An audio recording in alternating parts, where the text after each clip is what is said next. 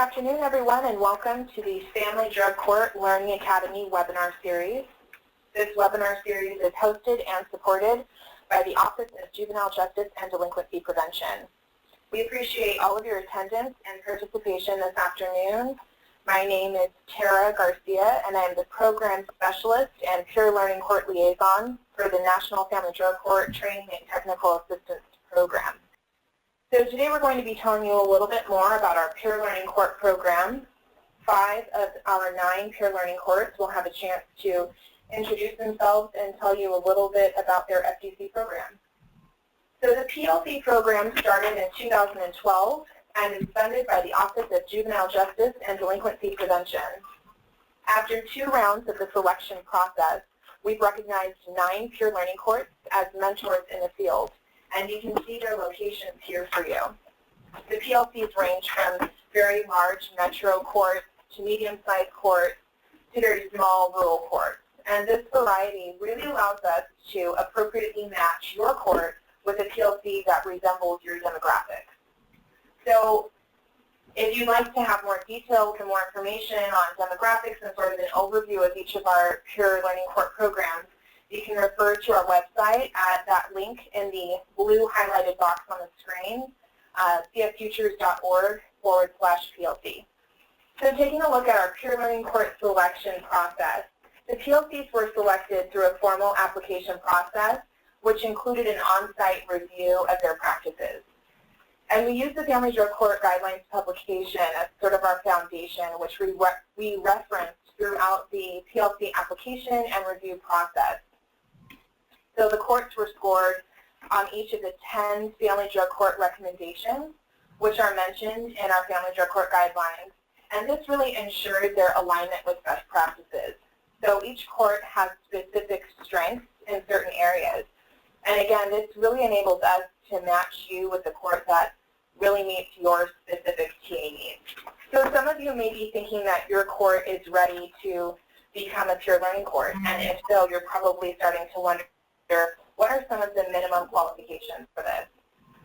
So we have 5 key elements in our selection criteria, beginning with our length of operation. You must be in operation for a minimum of 3 years.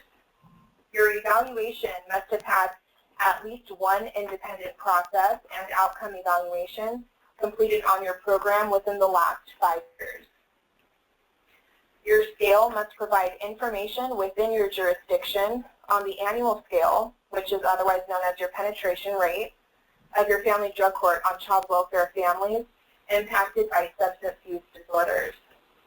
Your scope must serve parents, children, and family members, and your collaborative efforts must have a well-established core team, which includes the court, child welfare, and substance abuse treatment agencies, along with other service providers. So what does it mean to be a PLC? What is expected of them? What do they do? So each designated peer learning court will serve a minimum of a 2-year term and host about 2 to 4 visiting court teams annually. And again, this is just an estimate. Some of our peer learning courts host a lot more than that.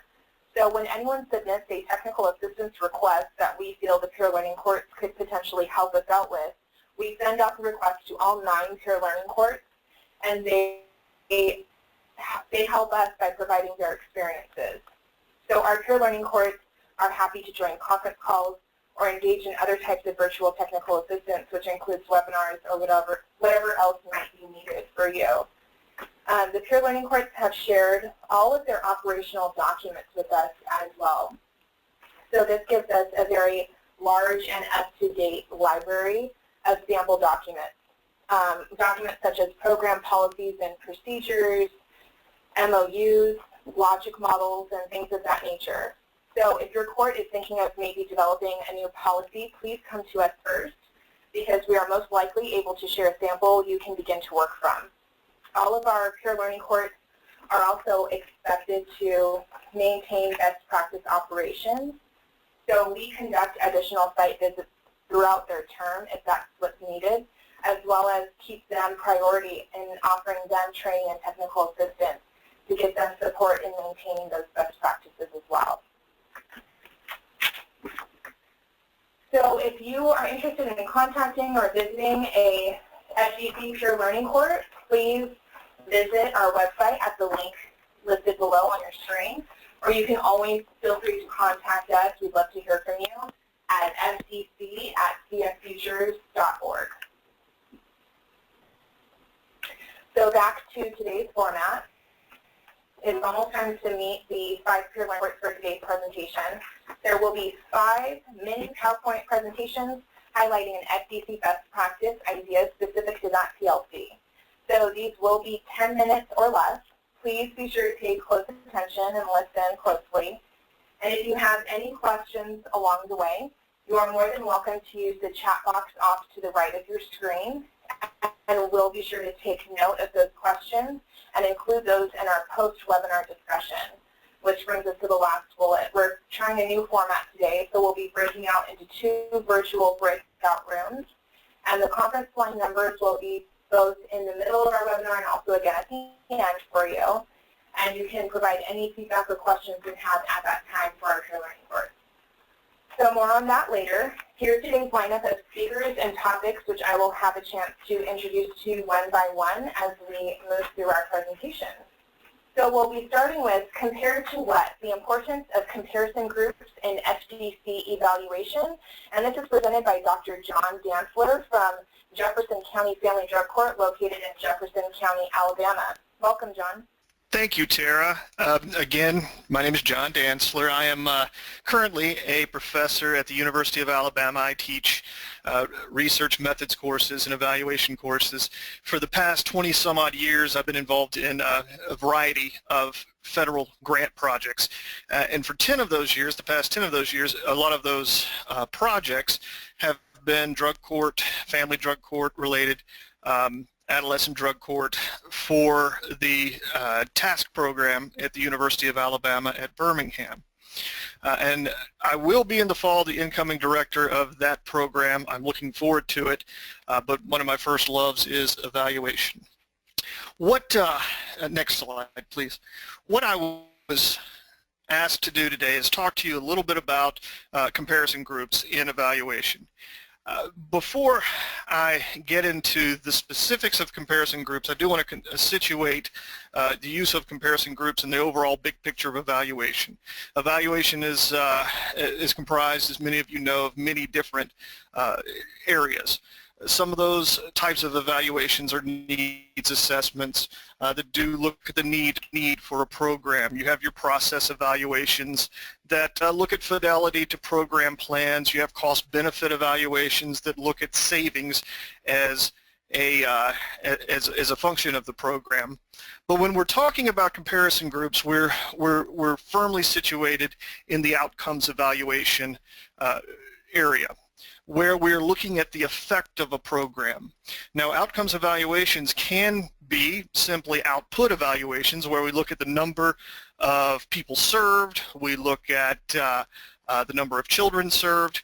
It can also, outcomes evaluations can also just focus on the results. This many people have been served, and this many children have been served, and this many children have been reunited with families. But when we're talking about determining the effect of a program, a lot of times we really want to look at comparing your results to something else. We have 2 ingredients in these outcomes evaluations, especially using comparison groups. You have to think about the what's and the how's. The what's being the outcome measure of interest. And the importance of the what is that you have to be sure that the what is measurable and that you have access to the data. So if we're interested in outcomes related to children in terms of placement, you have to make sure that you can get those data from child welfare. If you're interested in drug testing for the families, you have to be able to get those tests on a periodic basis. But first thing to do is figure out your what and then your how. And this is where our comparison designs come into play. Comparison designs compare your results to some benchmark, or they compare your results to another group. Next slide, please. So I was asked to develop a hierarchy of comparison designs. And this is an oversimplification of comparison designs, but it's a good place to get started talking about them. What I consider a fair design is a pre-post design where you have your group of families who are coming through your family drug court program. You measure them at intake on whatever outcome measure you're interested in, and you measure them again at some point in the future. Now, a lot of people would say, well, that's not a comparison design, but it actually is. You're comparing the results to the same people. It is a within groups design. It's fair. It's a single group design, and a lot of times that's the only thing we can do. The next step is what I would consider a good design, and that's actually taking the pre-post design and extending that to comparison of your post-test results to some sort of benchmark. Now, I know that Children and Family Futures and others have national data, national benchmarks that you can compare your results to. For instance, if we, and I'm just throwing this out, I do not know this for a fact, but if we said that at the end of most family drug court programs, we have a 20% positive test rate for drugs and alcohol, then you would compare your results to that benchmark. That's a pretty good model. But when we start getting better, and this does get substantially better, is when you start comparing to a cohort. Now, this is not always possible, but one way to do this is if you have a group of clients or data from clients from a time before, a period of time before your family drug court program, and you compare those results to the results of your family drug court, or if you have a neighboring program in another county where a judge and a court will allow you to collect data, then you can compare to a neighboring program. Now, if you, and I consider that a bronze, so we're going to call that a bronze category. The next level up I consider a silver category, where you actually match. You take those cohorts and you match on certain characteristics. You want to make sure that you have the same number of males and females, the same types of drugs of choice, racial distribution the same, etc. If you can take out some of the individual differences that may be associated with the groups, then that's a little bit better. Now, of course, we move to what we would consider in research the best level, and that's moving towards a quasi-experimental design or an experimental design, where you may have the family drug court set up and a group of clients come in, and for the first week you might put those clients in family drug court. For the next week you put them in another non-family drug court program. If you do that in a way that's a convenience sampling method, where you have no method other than a convenience method to put people into either a treatment or a comparison group, that's a quasi-experimental design. And the best, what I would consider the platinum level, would be an experimental design where you're able to randomize placement into the family drug court and to a comparison group. Now, the problem with the gold and platinum levels could be that there are some ethical considerations to think about. We do know that the family drug court program has pretty good results, and so you'll have to think about from your court's perspective if it's ethical or not to put clients in a non-family drug court setting. What I'd like to do in the last couple of minutes, next slide please, is to take a look at some of the results that we had at the Jefferson Family Drug Court using comparison group designs. Now, I consider our design to be a bronzy silver or a silvery bronze type design. We had a number of families go through the drug court program over a period of 3 years. And then we matched those families with some who went through the prior 3 years, who did not have the opportunity to go through a family drug court, but would have likely been in the family drug court program. We were also, so if you take a look at the first graph, that graph, the unit of analysis was the children, or were the children. The Alabama State Department of Human Resources worked with us, matched our the family drug court women and men and the previous 3 years the women and men in the what would have been family drug court, and gave us data on the children. And we found that for the comparison group children, we found about 1,255 days it took until permanency for the comparison children, compared to the family drug court children, 409 days, for about 846 days on average difference, or 28 months. So those were amazing results. We looked at that. If you attach the $15 per day for foster care, you have about, on average, at $12,600 in savings per child to the state. The graph on the right are data from the parents. So same groups, but we took a look at the comparison group drug testing rate. The comparison groups tested positive at intake about 38% or so, and then by 12 months it was about 25%. If you take a look at that orange line, you can see that there's a plateau of about 25% positive. So a 75% negative rate isn't too bad. But when we plotted the family drug court families and looked at the same data or the same testing, then we found we started at about 43% positive, and over 12 months we saw a 1% positive rate. That difference between the 1% and the 25% is significant, and it is evidence for a successful program.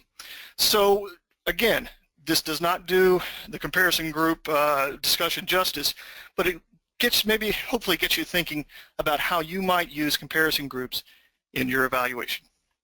Thank you. Thank you, Dr. Dantzler.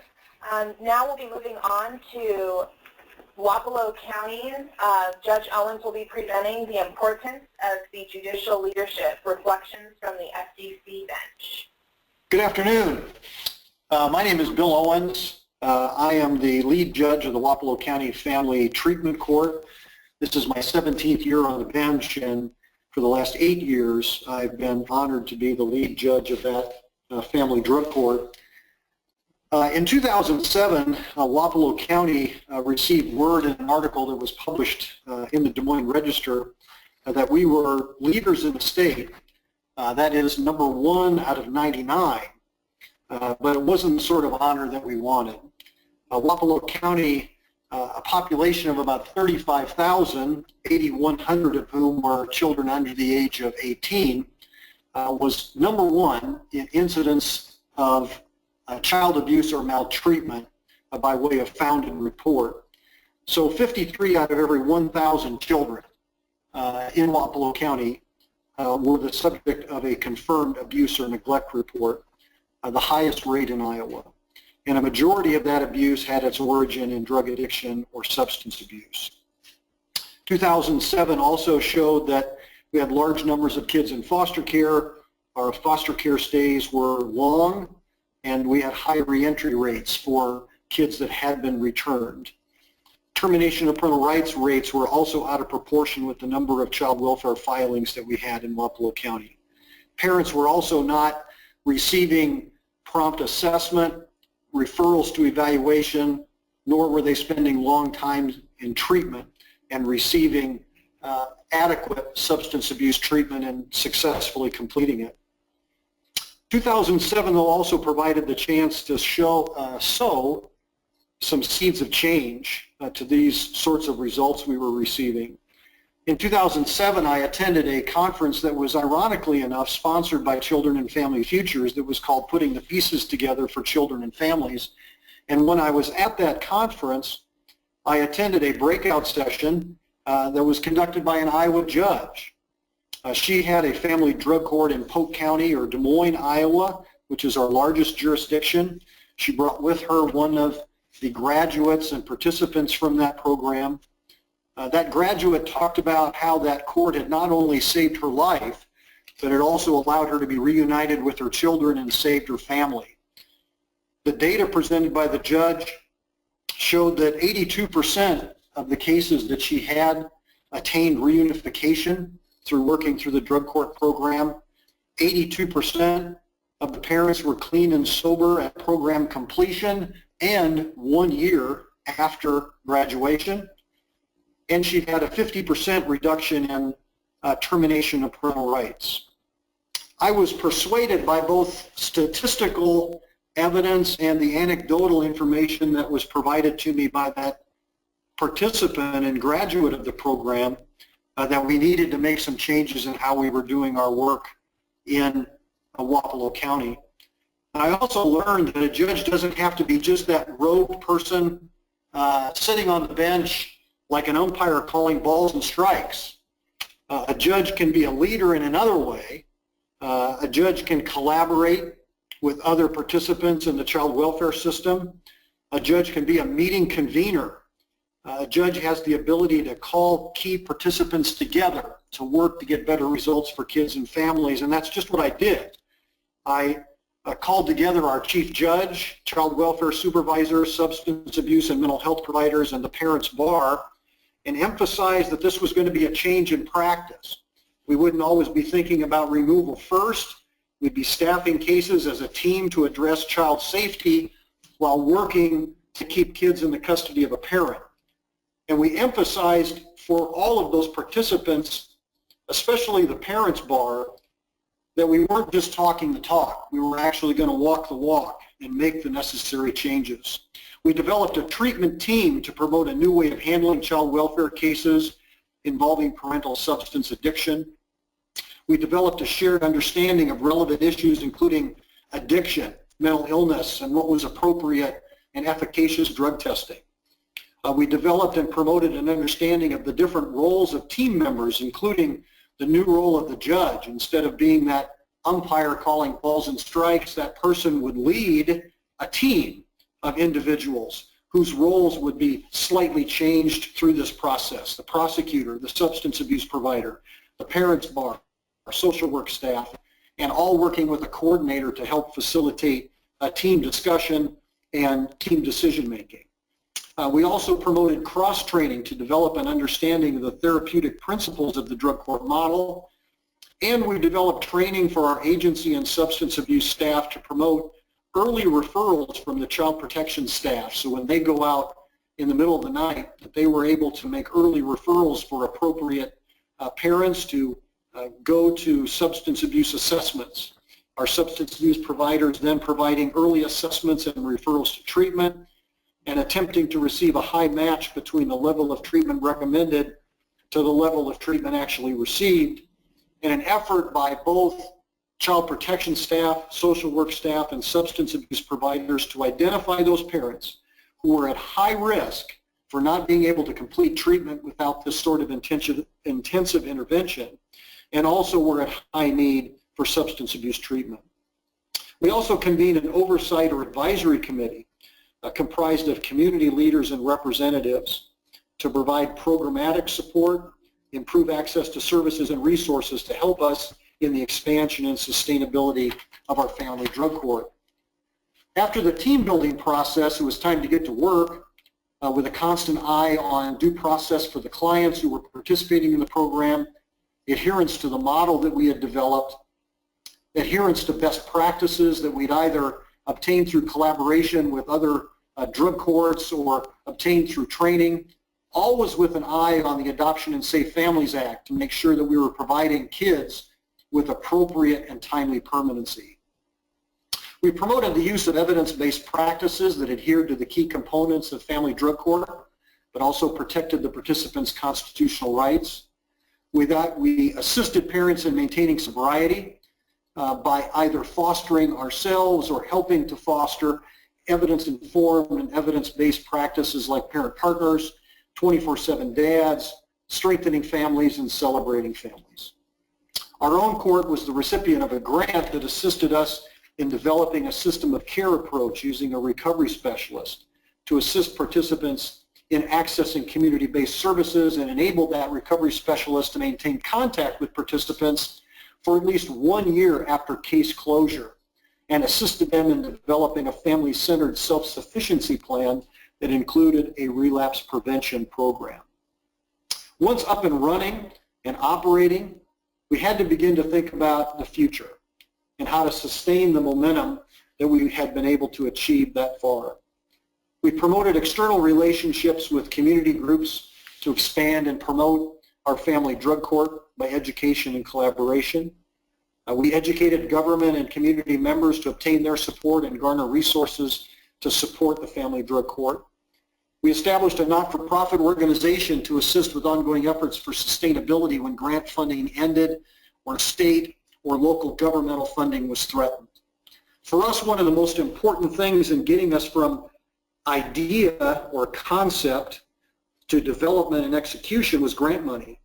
And that grant money also forced us to collect data, and lots of it. And John just talked about that.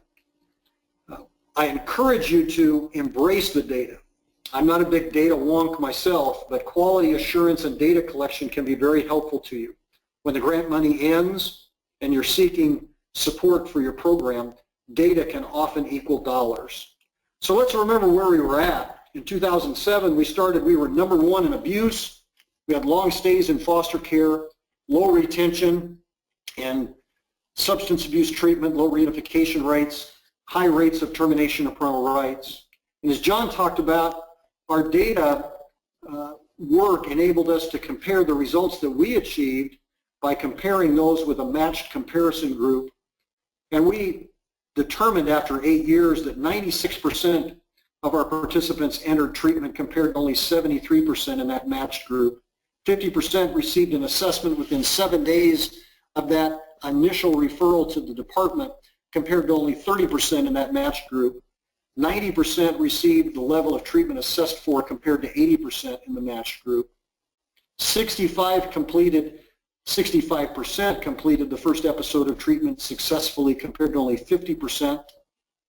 Our folks participated an average of 233 days in their first treatment episode compared to only 66 days. We had an 82% reunification rate with the average length of stay at 10 months compared to only a 52% reunification rate for that matched group with the average length of stay being almost a year. So we achieved faster assessment, longer times in treatment, more success in treatment, fewer kids in foster care, and kids who were in foster care had shorter stays and higher reunification rates. So if you're looking to start a family drug court or you're looking to enhance a drug court you already have, you need to find that judge who's not afraid to lead, who's willing to collaborate with a passion and desire for change. And if you are that judge, you need to use your leadership to convene a meeting, to collaborate. You don't need to be just that umpire calling balls and strikes in the robe on the bench. You can lead by collaboration as a leader of a team to achieve the better results for kids and families that we all want. Thank you. Thank you, Judge Owens. Now we're moving on to judicial succession, how to create a smooth transition that covers all the bases. And Penny Clodfelter will be presenting from Jackson County Family Treatment Court located in Kansas City, Missouri. Welcome, Penny. I'm Penny Clodfelter, and I am the program manager of the Family Drug Court program here in Kansas City, Missouri. I've held that position since August, actually, of 1999, so 16 years. It's very appropriate for me to talk about judicial succession because we've actually just very recently experienced that very process. Commissioner Molly Merrigan has been our Family Drug Court Commissioner since December of 1998.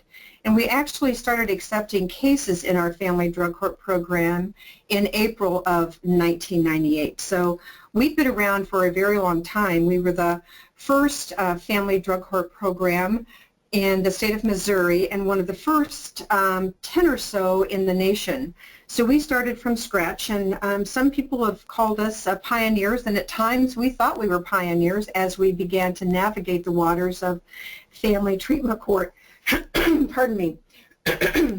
I will tell you that it didn't cross our minds, actually, when Commissioner Merrigan came on board as our Family Drug Court Commissioner, that someday she might want to retire.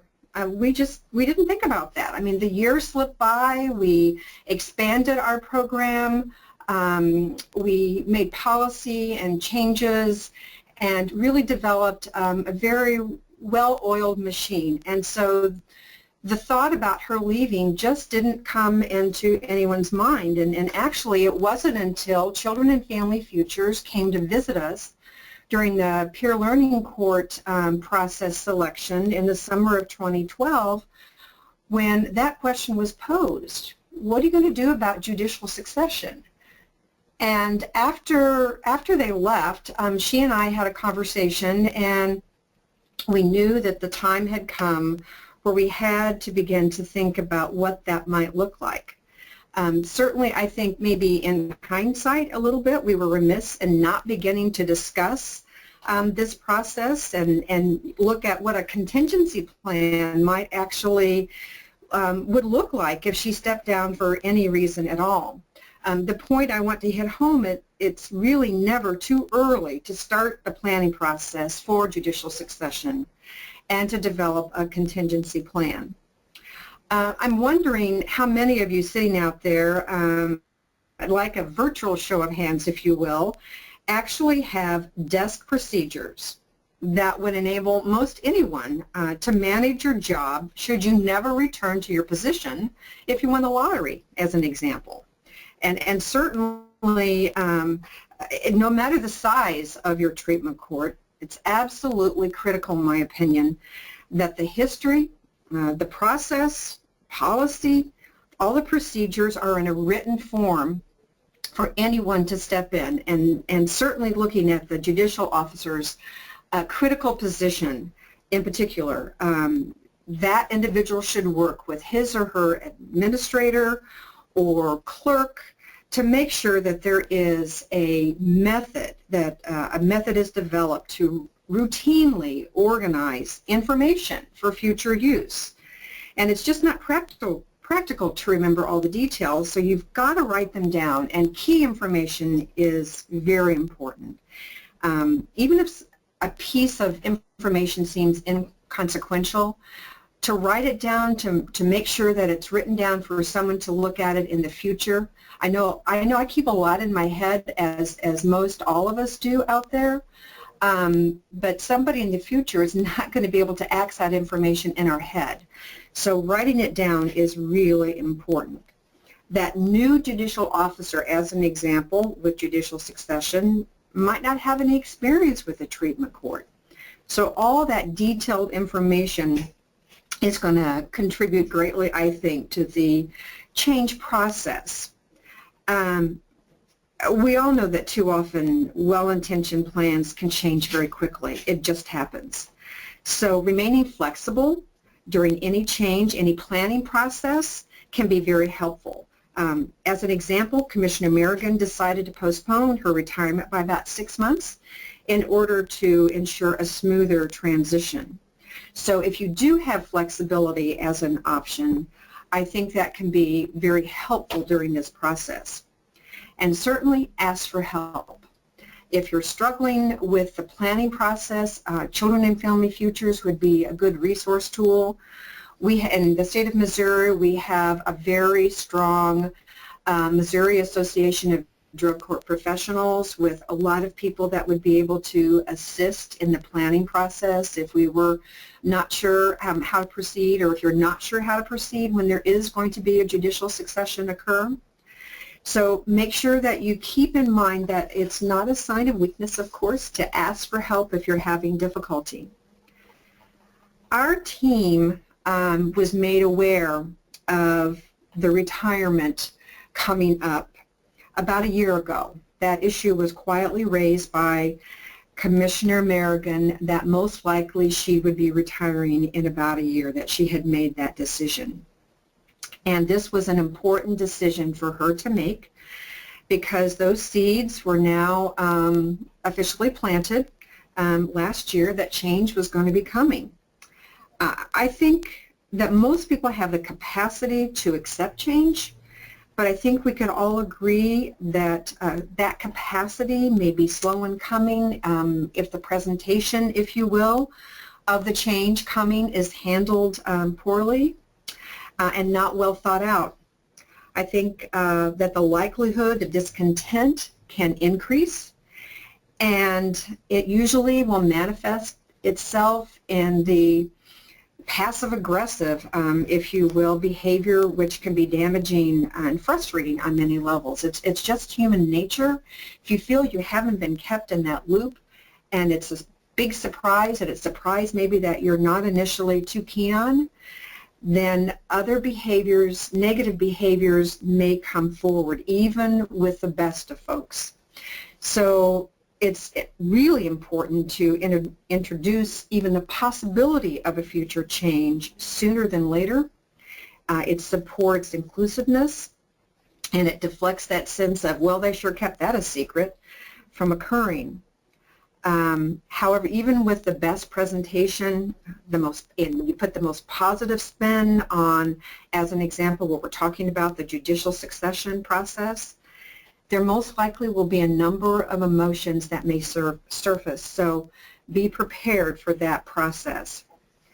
Our community partners have been with us since the very beginning with our program.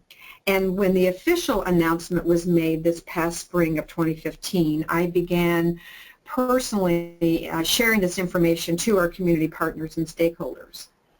As I said, nearly all of our providers have been on board since the very beginning, and so it was important to me and Commission American to make sure that they were kept in the loop and they knew exactly what was going to occur and when most likely it was going to happen, because in the spring we didn't have a date certain. We thought we knew a date, and so that that date in the future was provided, knowing that it might change by a week or two. And this was important on a very important level because it has to do with our participants. I wanted to make sure that the stakeholders and the community partners were carrying a very positive message about this coming change. I wanted to promote buy-in, to make sure that they were on board regarding the process towards acceptance, that there was not going to be, hopefully, to reduce at least the angst that folks might be feeling about this change, because Commission American had been around nearly 17 years, and that's a long time to be working with the community as well as with our drug court team. So I kept in close contact specifically with treatment providers to make sure that they were on board, that they were reassuring the participants that were coming to them and saying, hey, did you hear that Commission American is going to retire? What are we going to do? I made it a point to emphasize that our core team was still going to remain intact, and thus familiar faces and personalities would not change. When the actual transition began in earnest, and even though we knew that she was leaving, I will tell you that some of us thought that she might change her mind. I know that might sound silly, perhaps magical thinking, but we did wonder that from time to time. In fact, we would ask her, have you signed your papers? And she would say with a smile, yes, that she had. And so we really knew that it was real.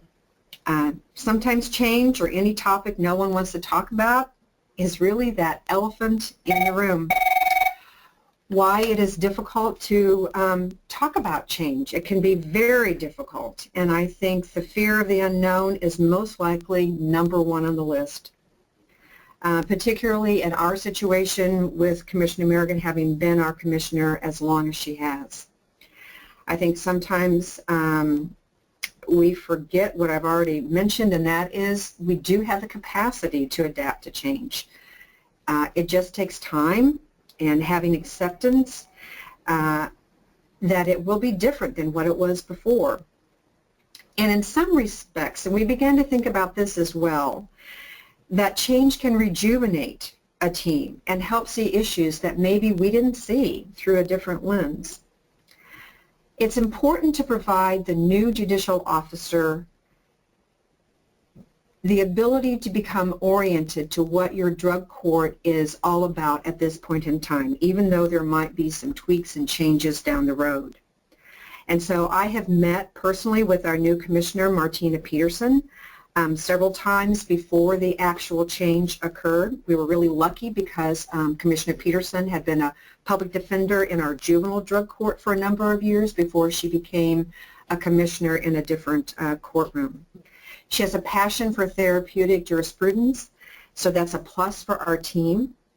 And it's critical, I think, to consider what type of training any new judicial officer is going to need, and to make sure that training is available.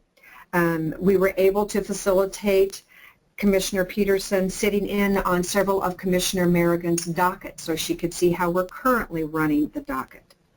And so I think that was helpful for her to begin to meet some of the clients and for the clients to be able to see the face that they were going to be seeing from this point on.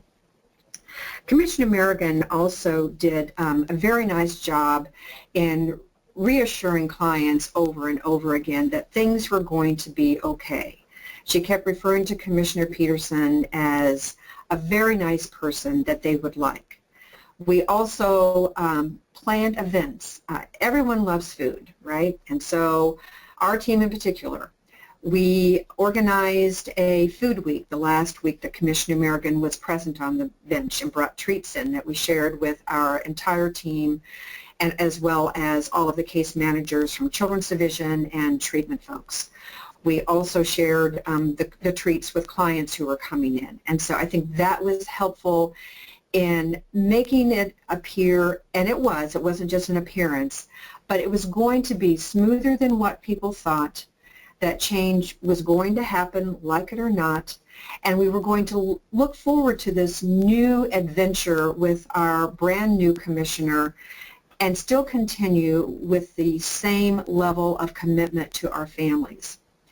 We intend to schedule an informal meeting as soon as possible with our new team. We're also going to be looking at Children and Family Futures and providing some technical assistance to us soon, probably October or November, as soon as we can get it scheduled.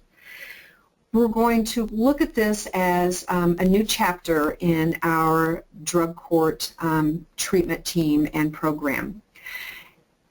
Change, as I said, can be difficult, but if you go out at it in such a way that all of your bases are covered, and I think that's a good analogy that the former judge just mentioned about balls and strikes, and I think it's a process by which everyone can benefit, team and clients alike. Just remember, keep breathing and ask for help. Great. Thank you so much, Penny. So now we'll be moving on to walking the talk, 3 ways our FDC models as support systems for those we serve. And Joni Strange is our presenter from the Chatham County Family Dependency Treatment Court located in Savannah, Georgia. Welcome, Joni. Thank you, Tara. Again, my name is Joni Strange, and I'm from Savannah, Georgia. I've been a member of the Chatham County FDTC team for the past 3.5 years. I started as the Department of Family and Children Services case manager for the FDTC team and transitioned to the FDTC coordinator about 2 years ago. So I'm very honored to have the opportunity to present to you today. Next slide. A few months ago, I had the humbling experience of attending the funeral of one of our FDTC graduates who had lost her battle with lupus. It's the culture in Savannah that a funeral not be a time of sorrow, but a time of celebration and reflecting on one's life. In reflecting on our involvement with Marion, she initially came into our FDTC program the same way that the majority of our participants do. She had suffered extensive trauma, was the victim of severe domestic violence, and had an active addiction to cocaine. She had no confidence, no support, and her daughter Sophie had just entered foster care. Marion put a tremendous amount of work into our program. She attended treatment regularly, participated in strengthening and celebrating families, and was finally able to regain custody of her daughter Sophie and graduate our program successfully. But Marion didn't stop at graduation. She became an active member of our alumni program and a strong advocate for FDTC, often speaking of her success at our community outreach events. When the team heard of her death, our first thoughts were of what would happen to her daughter Sophie and if she would have to re-enter foster care. When we entered the church where Marion's funeral was held, we were all surprised to see that it was standing room only. She had went from having no support system to becoming an active member of the church, a well-known member of the recovery community. She had reestablished relationships with her family members, including her mother, and had become a sponsor for those facing similar struggles. There was a parade of people who spoke and sang and were at her funeral just expressing gratitude for the way that Marion had impacted their life. Our team's fears of her daughter having to re-enter foster care were put to ease because we realized that one of the unforeseen outcomes of our family dependency treatment court program was that Marion had established a community of support for her family and her daughter. A few years ago, I had the experience of doing an activity. It's called connectedness mapping. The facilitator had everyone map the support system that they had as a child, listing anyone that had contributed to their care, including neighbors or teachers, relatives, and friends. The facilitator then asked us side by side to map out the support system of one of the children that we were working with in the child welfare system. The difference was extremely clear. At any point in my childhood, there were at least 6 to 8 adults who supported my family and contributed to raising me in some way, including, even taking me under their care. While looking at the child that was involved in the child welfare system who had very few, even no one to support them. For Marion and all of our participants, the Family Dependency Treatment Court team initially functions as their only support system because most of our participants have burned bridges with family members and friends and have no resources. But once our participants become active in their recovery, they start establishing a support system of their own. The strength of our participant support systems are dependent upon the strength of the model that FDTC creates for our participants to follow. In this brief talk, I want to identify and explain the key elements of creating a strong support system model for our participants utilizing your team and community partnerships. Before establishing a model for community support systems, your program must identify the members of your support system or your team. The first question we asked when establishing our team was, who contributes? Families develop their support system in the same way by figuring out what their needs are and connecting to others that will fulfill those needs, whether it's child care or someone that provides support and guidance. We developed our team based on the needs of our court. Initially, we involved the Department of Family and Children's Services, CASA, attorneys for the child and DFACS, and the judge. But as we started serving our participants, we allowed our population to determine who would be serving on our team. For example, we were seeing an influx of parents that were victims of family violence, so we connected with our local domestic violence shelter who has an outreach program. We now have a domestic violence liaison who's able to assess participants who are victims of family violence, provide counseling services and other resources such as job placement and housing. We've built our team to be dynamic, meaning that our members can change or add based on what the needs of our families are. Once we identified our community partners were, we started establishing ourselves as a model support system. I think there are 3 common characteristics that every strong support system has, whether it be your team and your community support system or the support system of your participants. These are the 3 common characteristics that I think the support systems have. The first is equality in your relationship. For our participants, a supportive relationship isn't valuable unless they feel they're an equal in that relationship. Every member of our team is equally invested in our program. The court benefits from the relationship that we have with the organizations represented on our team. Likewise, the organization that's represented on our team benefits from their relationship with the court. For example, we benefit from having a relationship with the Department of Family and Children's Services and having a worker on our team to communicate clients' progress, and DFACS benefits from having a member on our team because it allows their families that they're serving to have access to additional services, supervision, and drug screening capabilities. Part of ensuring equality is making sure that everyone has a voice and that everyone is heard. We've established this listening posture by having clear and consistent communication. We don't limit our communication to staffing in court. Though emailing and phone conversations are helpful, we understand that face-to-face contact is most valuable. We've started hosting quarterly community partnership meetings with each organization that's represented on our team. These meetings are held at that organization and everyone is invited.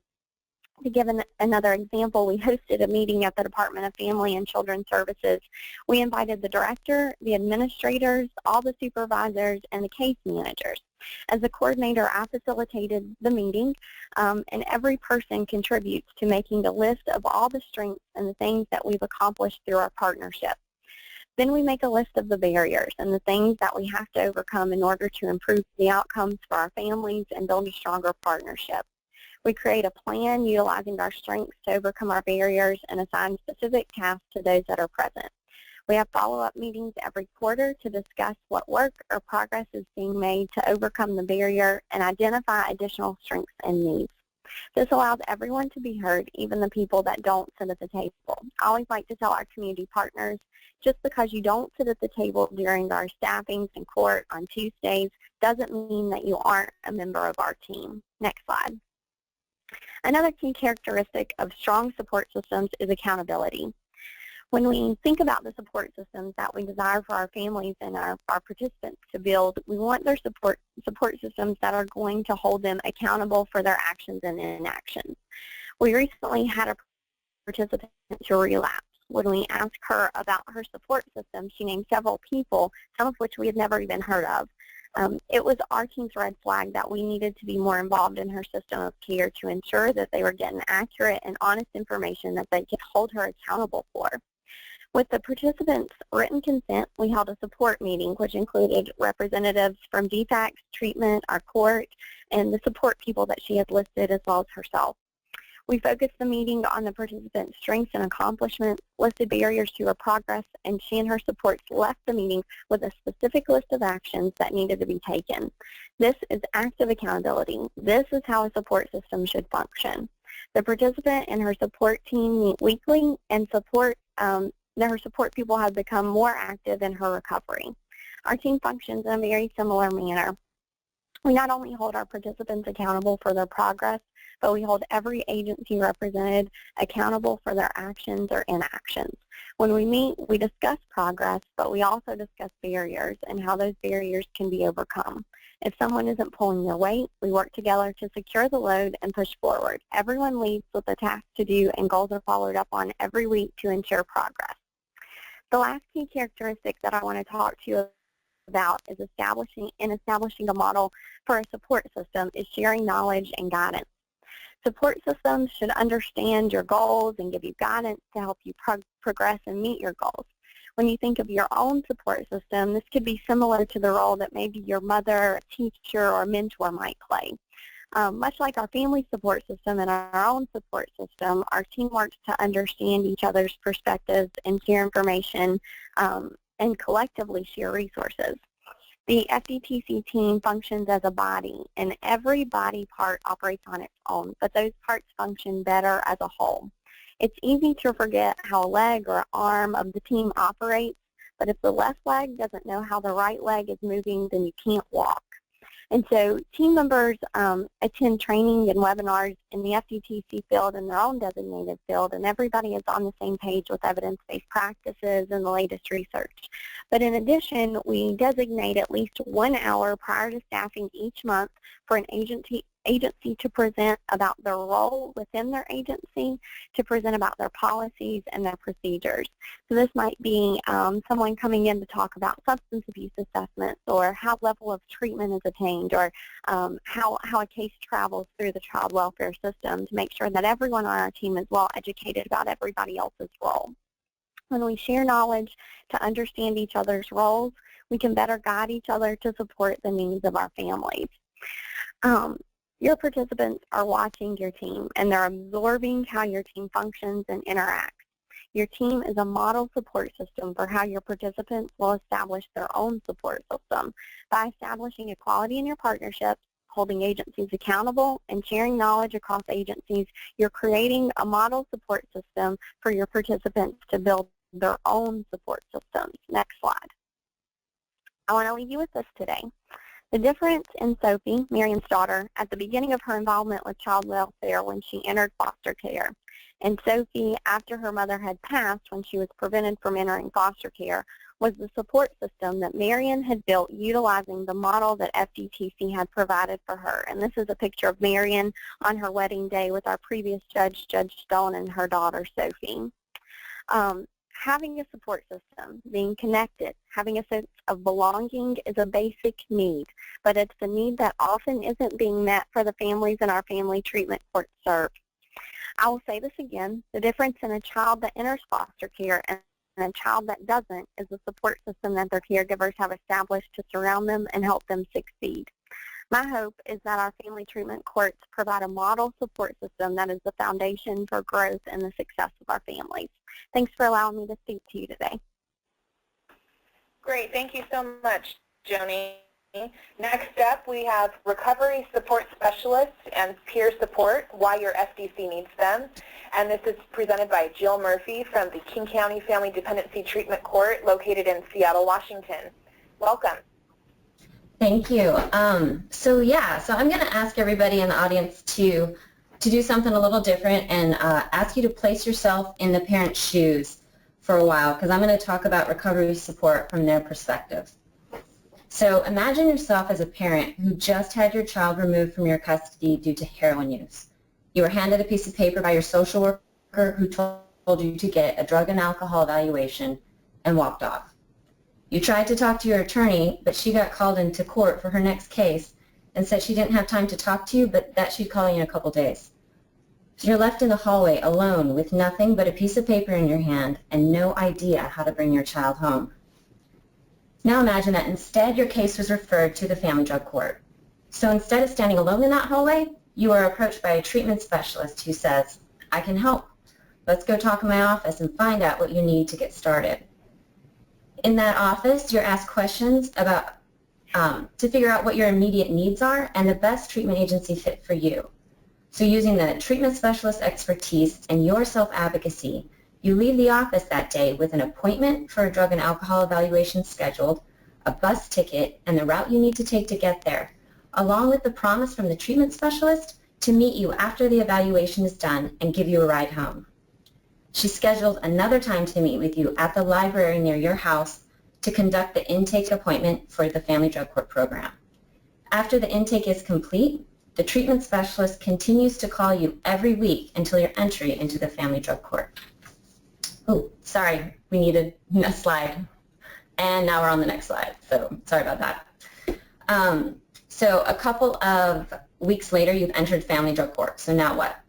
At your opt-in hearing, the Family Drug Court team introduces themselves and their role and sets the first of many team meetings the following week to discuss what your goals and needs for your family are. A Family Drug Court alumni gives you their contact information and offers to support you at that team meeting. They also mention that they know where the good sober support groups are located and would be happy to take you to a meeting sometime. Later on at a team meeting, your team tells you that your treatment recommendation is long-term inpatient.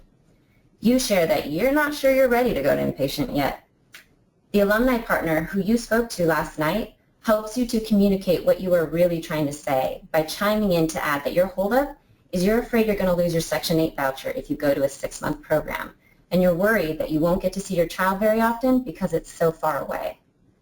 The treatment specialist then states that she can help you figure out how to keep your voucher and find an inpatient facility that is closer to aid in visitation. She also suggests that finding a facility to provide your court-ordered mental health counseling on site would also be a good idea, and that she could help with that as well. You still hesitate. You're scared and you aren't sure if it's okay to share that with the team until the alumni partner speaks up and shares how scared she was to go to inpatient treatment and offers to take you to visit the treatment agency beforehand. The treatment specialist explains the blackout period for that agency and works with the social worker to determine when you can expect your first visit with your child at inpatient. She also tells you that she will come by to visit you during your second week in treatment to check in on how you were feeling. With the major barriers of treatment settled, you will start to relax into the idea of inpatient a bit more. Or another scenario, let's suppose you're a parent who has not been showing up to court but has been dosing at your methadone site. The treatment specialist calls the dosing site and asks them to hold your dose until she arrives to drive you to your court hearing. Your partner, who is also the father of your dependent child, is also struggling with addiction and hasn't been attending court either, although he is not in the Family Drug Court program like you are. The treatment specialist arrives and you are super angry with her for holding your dose. You start swearing profusely and refuse to get in the car with her. She starts talking about how she is here for you and your family, and that if your goal is reuniting with your child, then appearing for court is the first step in that plan. If you don't show up for court, she tells you, your voice will never be heard. This is your opportunity to tell the court how you are feeling and what you want from your team. You tell her that what you want from the team is to help your partner get into treatment and respect that you're all going to be doing this as a family and you will not do this without him.